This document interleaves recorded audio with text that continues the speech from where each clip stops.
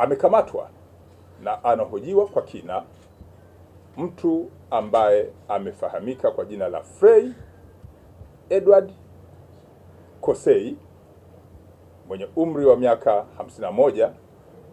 Huyu ni mkazi wa Dodoma na Mbezi Beach, Makonde, Dar es Salaam.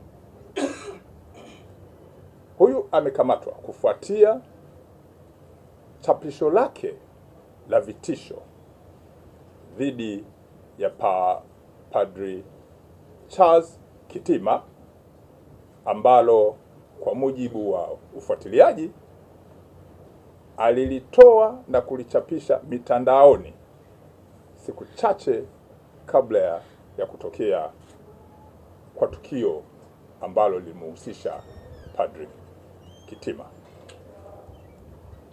Upelelezi wa shauri hili unaendelea na hatua za kisheria zitaendelea kuchukuliwa, ikiwa ni pamoja na ufuatiliaji kwa kushirikiana na mamlaka zingine za kisheria.